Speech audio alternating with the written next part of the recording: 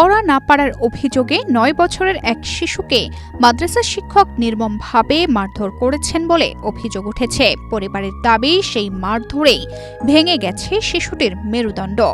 ঘটনাটি ঘটেছে মুন্সিগঞ্জের শ্রীনগরে। অভিযুক্ত শিক্ষকের শাস্তির দাবিতে শনিবার মাদ্রাসার সামনে বিক্ষোভ করেন স্থানীয়রা।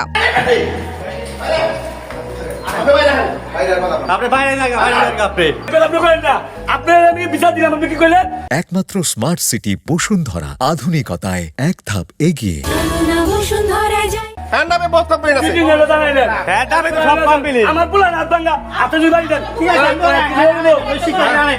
শিশুটির পরিবারের অভিযোগ, গত ২৪ জুলাই মাদ্রাসায় কাঠের লাঠি দিয়ে তাকে বেধড়ক মারধর করেন শিক্ষক সাফায়েত হুজুর।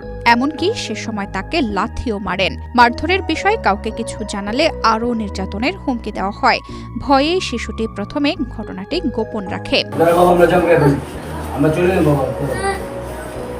কয়েকদিন পর তীব্র ব্যথায় অসুস্থ হয়ে পড়লে পরিবারের সদস্যদের কাছে পুরো ঘটনা জানায় সে। পরে হাসপাতালে নেওয়া হলে চিকিৎসকের পরীক্ষায় তার মেরুদণ্ডে আঘাত ও হাড় ভাঙার বিষয়টি ধরা পড়ে বলে অভিযোগে উল্লেখ করা হয়েছে। কোরআনের আয়াত ধরছে, ফার্স্টে ওরই ধরছে, তুমি ওদিনও পারে নাই, যদি মাঝখানে আবার 2 দিন যায় না তাহলে কিভাবে পারবে? তারপরে বলে হ্যাঁ মানে কোনো কথা না, ভিটের মধ্যে চিপি দিয়ে দইরা আমার মেয়ের মানে কাঠের টুকরা মাঝে মধ্যে 2টা বাড়ি দিচ্ছে। তো আবার বলে কানলে আরো মার দিন। আবার আরো কয়েকটা ছাত্র বললো যে ওই সময় বলে আবার লাফটিও মারতে পারি। ঘটনার পর অভিযুক্ত 2 শিক্ষকের বিরুদ্ধে শ্রীনগর থানায় লিখিত অভিযোগ দায়ের করেছেন শিশুটির পরিবার।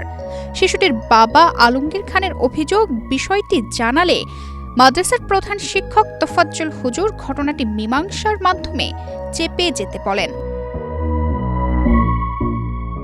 শ্রীনগর থানার ভারপ্রাপ্ত কর্মকর্তা জুয়েল মিয়া জানিয়েছেন, অভিযোগ পেয়েছেন, বিষয়টি তদন্ত করে আইনগত ব্যবস্থা নেওয়া হবে।